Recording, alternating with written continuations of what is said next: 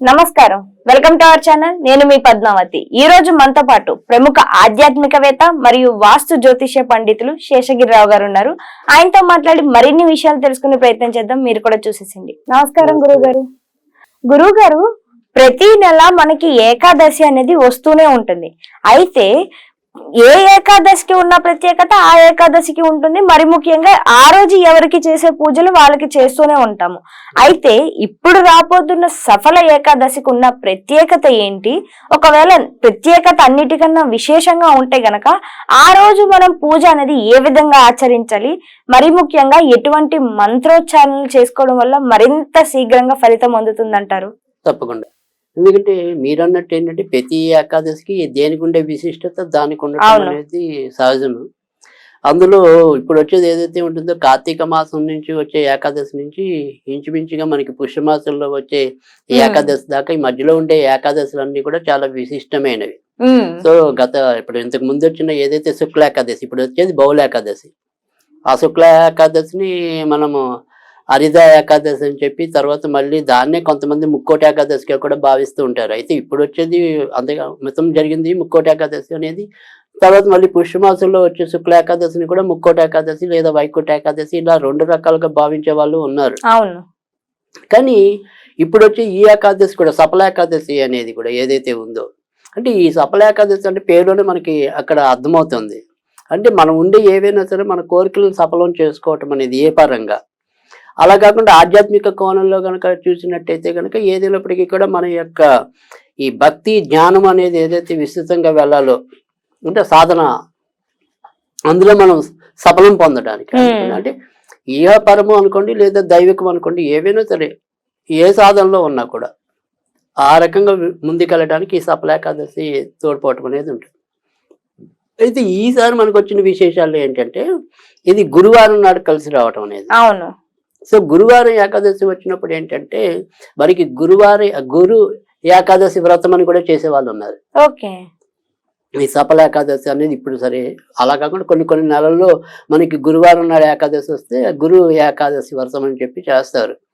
దాన్ని చేయటం వల్ల ఏంటంటే ముఖ్యంగా ఆడవాళ్ళకు ఉండే ఎలాంటి దోషాలైనా కూడా పోవటం అనేది, అంటే మనకి వేరే వ్రతంలో కూడా వస్తుంది, మళ్ళీ ఇదే వ్రతంలో కూడా ఈ ఆడవాళ్ళు తెలియక రజస్సులు అయినప్పుడు ఏమైనా అంటుముట్టు దోషాలు ఇలాంటివి ఏమైనా ఉంటే అవి తొలగబడటం కోసం కూడా ఇదే గురు ఏకాదశి వ్రతాన్ని వినియోగించుకుంటూ ఉండటం అనేది జరుగుతూ ఉంటుంది.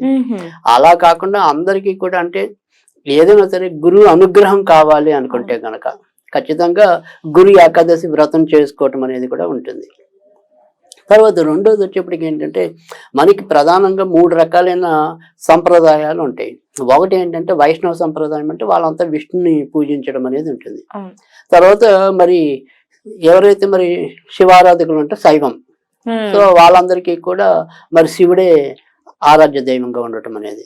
తర్వాత శాక్తి ఏంటంటే ఏదైనా సరే ఒక శక్తిని పట్టుకోవటం, అంటే అమ్మవారు ఆదిపర శక్తి, అలా దాన్ని అదొక పద్ధతి ఉంటుంది. అంటే ఈ వైష్ణవులు వాళ్ళు విష్ణువునే గురువు అనుకుంటే, నేను శివుణ్ణే గురువు అనుకుంటే, ఇంకోళ్ళు అమ్మవారినే గురువు అనుకోవచ్చు.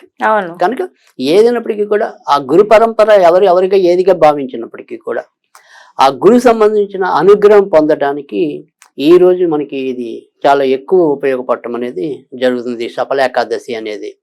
తర్వాత చాలా మంచి ఏదైతే ఫలితం కావాలనే దాంట్లో కూడా ఇవాళ ఉండే దానికి చాలా చక్కటి విశిష్టత అనేది చెప్పదలుచుకున్నాను. అది మరి ఏంటంటారండి? అది తప్పకుండా ఏంటి అంటే కనుక మనకి ఆధ్యాత్మికంగా వెళ్ళేవాడికి కానీ, తర్వాత ఎక్కడైనా సరే ఒక గురువు సరిగ్గా మనకి లభించినప్పుడు మాత్రమే మనం విజయాలు పొందడానికి ఉంటుంది. కొన్ని అంటే చదువుకునేప్పుడు పాఠం మనకు అర్థమయ్యేలాగా బోధించే గురువు మనకు వస్తే అదృష్టం.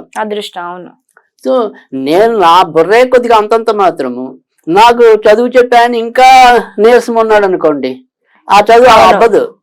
సో ఆయన బాబు ఇదిరా నీ బుర్ర ఇదిరా అని మనని గైడ్ చేసి చక్కగా చెప్పే గురువు లభిస్తే అంతకంటే నాకు అదృష్టం ఉండదు. సో అలాగే నన్ను ఒక టీంలో పడేశారు, నా టీం మేనేజరే నా గురువు. అవును. సో ఆ టీం మేనేజర్ నాకు కరెక్ట్ గా వర్క్ స్కిల్స్ అనేది నేర్పగలిగితే నాకు అంతకంటే తర్వాత నేను మళ్ళీ అదే అనుభవాన్ని ఎక్స్పీరియన్స్ ఇంకా మంచి జాబులు పొందడానికి ఉంటుంది. సో నా టీం మేనేజర్ నాకేమి నేర్పకుండా నీ పని నువ్వు చేసుకో అంటే నాకు వచ్చే ఉపయోగమే ఉండదు. కనుక ఏదైనా సరే ఎక్కడైనా ఒక గురువు అనేవాడు లేకుండా ఎవరు కూడా ఏది సాధించలేదు. సో మనం ఏది చదివినా కూడా చివరికి ఏకలవ్యుడికి ప్రత్యక్షంగా గురువు లేకపోయినా కూడా ద్రోణాచార్యుడిని మన గురువుగా భావించి ఆయన విలువిద్య నేర్చుకున్నాడు.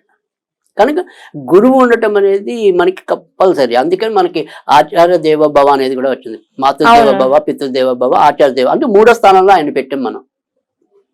కనుక జన్మనిచ్చిన తల్లిదండ్రులు అంత ముఖ్యమో తర్వాత మనకి గురువు కూడా అంతే ముఖ్యం. కనుక ఆ గురువు సరిగ్గా లభించాలి. ఇప్పుడు నేను ధ్యాన సాధనలో ఉన్నాను, నాకు ఎవరైనా సరే మంచి మంత్రోపదేశం చేసే గురువు కావాలి, లేదా నాకు నా సాధనా సంపత్తులను పెంచే గురువు కావాలి. కపట గురువు దొరికితే కష్టం కదా. అందుకని ఏదైనా సరే ఇటు మంచి సద్గురువు లభించాలి అనుకునే వాళ్ళందరికీ కూడా ఇది సత్ఫలితాలు ఇవ్వటం అనేది ఉంటుంది. ఇంకా తర్వాత రెండోది వచ్చేప్పటికి ఏంటంటే జాతకం ప్రకారం చూసినా కూడా గురువు మనకి శుభగ్రహం. ఈ జాతకంలో గురుడు ఉండే దోషాలు మనకి ఏమైనా పోవాలన్నా, గురు అనుగ్రహం లభించాలన్నా కూడా తప్పకుండా ఇది ఉపయోగపడుతుంది. మరి ఏంటంటారండి? రైట్. ఇవాళ మనం ఏం చేయాలి అంటే గనక గురుడు యొక్క నామం ఏదైతే ఉంటుందో అంటే మంత్రం ఏదైతే ఉంటుందో అది జపించాలి. అది ఏంటి అంటే గనక ఓం హ్రీం, ఇది కూడా హ్రీమే. ఓం హ్రీం గురువే. అక్కడ గురువే దగ్గర మీకు నచ్చిన గురువుని పెట్టుకోండి. గురువే విష్ణు అనో, గురువే శివను, గురువు లక్ష్మణు, మీరేం పెట్టుకుంటారు ఇష్టం. ఆ గురువే దగ్గర పలానా పేరు పెట్టి నమః కాదు, ప్రసీద హ్రీం శ్రీం నమః. ఓకే, ప్రసీద హ్రీం శ్రీం నమః అంతే. ఆ రకంగా కనుక చేసినట్టయితే మీకు తప్పకుండా గురు అనుగ్రహం లభించడం అనేది ఉంటుంది. అయితే ఇది ఏ రకంగా చేస్తే మంచిది అంటే కనుక ఈ సఫల ఏకాదశి నాడు మీరు స్నానం చేస్తారు కదా, ఆ స్నానం చేసేటప్పుడు కొద్దిగా పసుపు వేసి స్నానం చేయండి. నీళ్ళల్లో మీరు ఏ నీళ్ళతో చేస్తే ఆ నీళ్ళలో కొద్దిగా ఒక చెంచా పసుపు కలిపి స్నానం చేయండి. అది కూడా మనకి ఆ గురు అనుగ్రహానికి తేలిక అవుతుంది. తర్వాత రెండోది వచ్చేప్పటికి ఏంటంటే విష్ణుమూర్తిని మనం పూజించాలి కదా ఈ రోజు. అవును. అంటే మామూలుగా ఏకాదశులు రెండు కూడా శివుడికి అంత ఇష్టమో విష్ణువు కూడా ఇష్టమే. కానీ జనబాహుల్యంలోకి వచ్చినప్పటికి ఏంటంటే మనకి మాస శివరాత్రులు శివుడిని ఆరాధించడం అనేది చాలా మందికి తెలుసు. ఈ ఏకాదశులు అంటే విష్ణువుని పూజించారు కదా. అందుకని ఆ రకంగా మీరు ఏదైనా సరే ఈ ప్రసాదం పెట్టడానికి విషయానికి వస్తే కొద్దిగా కేసరి నివేదన చేయండి. ఈ కేసరి నివేదన చేస్తే చాలు. ఇలా మీరు ఈ గురువారం మొదలెట్టి 3 గురువారాలు చేయించాలి. అది ఆ రకంగా చేసుకుంటూ వెళ్ళినట్టయితే తప్పకుండా మనకి సఫల ఏకాదశి మనని సఫలం చేయటం అనేది జరుగుతుంది. తర్వాత ఎప్పటిలాగానే సరే ఒకవేళ ఈ గురు యొక్క మంత్రం ఇదేమి పఠించకుండా ఏదైనా సరే ఏమంటాం స్విచ్ వర్డ్ చెప్తూనే ఉంటాము కదా, ఆ స్విచ్ వర్డ్ ఏదైనా కావాలి అనుకున్నప్పుడు ఏంటంటే డివైన్ పవర్ షీల్డ్ ఆన్ ఇది మీరు శక్తి కొద్దీ కూడా జపం చేయటం అనేది మంచిది. ఒకవేళ స్విచ్ వర్డ్ అయితే కనుక మీకు కుదిరితే నార్త్ ఈస్ట్ డైరెక్షన్ లో కూర్చుని చేయండి. తప్పకుండా మీకు ఇంకా కొద్దిగా శీఘ్రంగా ఫలితాలు రావటం అనేది ఉంటుంది. ఆ రకంగా చేసుకుంటే తప్పకుండా మనకి ఏకాదశి అఖిలంలో మనకున్న కోరికలన్నీ సఫలం చేయడం అనేది ఉంటుంది. నిజంగా గురువు గారు చక్కటి స్విచ్ వర్డ్ కూడా వచ్చారు. దాంతో పాటు మంత్రోచ్చారణ అయితే అందరికీ సులభంగా ఉండే విధంగా ఇచ్చారు. అన్నిటికన్నా ముఖ్యంగా గురువుని మనం కనిపించని దైవాల్ని ఎంత గురువులను నమ్ముతామో మనకి కనిపించే వాళ్ళని గురువు అని యాక్సెప్ట్ చేయడం అనేది ఒక మెట్టు మనం పైకి ఎదిగినట్టే. చాలా చక్కగా దానికి ఒక మంచి ఉదాహరణ కూడా చూపించి మనకి చెప్పారు, అందరికీ అర్థమయ్యే రీతిలో. ఈ రోజు మీరే నాకు గురువు.